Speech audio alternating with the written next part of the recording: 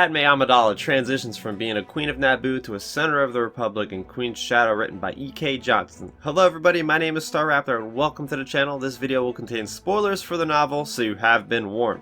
This book starts off approximately 4 years after the Battle of Naboo as seen in the Phantom Menace. At this point, Padme is 18 years old and her 4-year term as Queen has come to an end.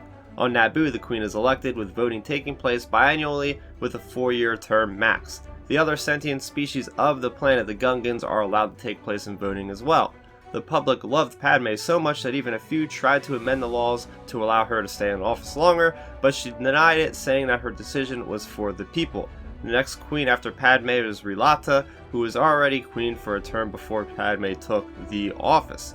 After Padme was no longer queen, she accepted the resignation of Captain Panaka. At this point, she grew wary of Panaka's decisions since they did not align with hers.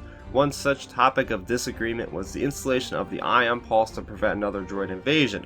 This weapon can be seen in the Battlefront 2 campaign. Panaka's wife Marietta and her nephew Gregor Typho got promotions in Padme's personal security detail. By recommendation of the Queen, Padme ends up taking the role of Senator since there was no one else to fill the void left by the previous one. Senators can hold the position for a lifetime in the Republic. Padme gets 3 new handmaidens to help her as a senator: Versailles, Dorme, and Corday. Handmaidens were more than just moral support for Padme. They each had their own role and often found themselves on missions to gather intel. The handmaidens' outfits came equipped with gadgets such as shields and listening devices to assist them in their objectives. Padme's dresses also had similar defense mechanisms such as armor. Padme then travels to Coruscant where she will do her business at the center of the Republic. Within a few days, Padme narrowly escapes assassination by a malfunctioning droid. This incident sets her up to look incompetent, making it difficult for her to get a foothold in the Senate. Padme continues to dress like the Queen of Naboo, wearing elegant dresses and the elaborate headdresses. She also speaks formally with the tone of voice that she used as a queen. The Senate questions if her allegiance is to Naboo or to the Republic as a whole. Palpatine throws a party where Padme meets a lot of the senators for the first time, such as Mina Bonteri from the Clone Wars series. During this time, Padme has sent one of her previous handmaidens, Sabe, to run a humanitarian mission on Tatooine. Her mission is to free as many slaves as possible.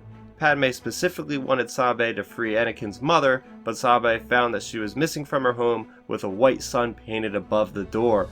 Padme ends up adding a pilot to her team named Verbosa by recommendation of Rick Olay. Rick Olay would have happily served as her pilot, but he sustained an ear injury that happened during the Battle of Naboo, which prevents him from flying anymore. Padme forms an alliance with Bail Organa, Anaconda Farr, and Mon Mothma in order to get motions working in the Senate. However, part of the deal is for her to spy on her friend Mina Bonteri. Padme then visits Alderaan and meets Bail's wife Bria. The two get along very well. After Alderaan, Padme goes back to Naboo to spend some time with her family, who all support her role as senator. While on Naboo, Padme decides to create a new image for herself that strays away from the more formal wear of the Queen in favor of more practical attire as seen in Attack of the Clones. Back on Coruscant, an emergency Senate meeting takes place that has to do with a water aqueduct crisis on Bromlarch. Padme is sent with Rush Clovis and Mina Bonteri to survey the planet to create a solution. They are also being escorted by Jedi Master Depa Billaba. While passing time, Padme talks about the Jedi with Depa. They discuss the perception that people have of the Jedi, such as being strange and very few in the galaxy. While back on Coruscant, Padme eavesdrops the tail end of a conversation that has Mina talking with a mysteriously cloaked figure who has a deep, controlling voice. The vote for aid to Bromlarch does not pass thanks to Lot Dodd of the Trade Federation.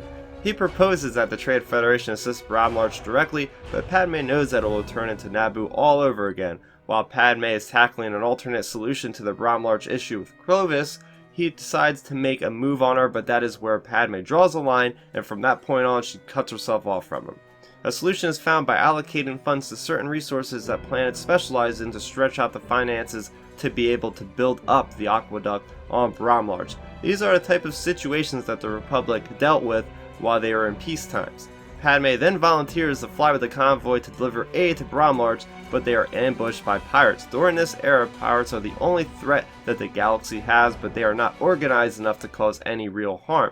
The convoy gets through safely, and Captain Typho wishes Padme to fly in an N1 starfighter next time. Throughout this entire story, Nute Gunray has been in and out of courts about his involvement with the Battle of Naboo. Unfortunately, he is proven innocent by the end of the story. He then puts a price on Padme's head. This story ends with an epilogue that fast forwards to the time after Padme's death.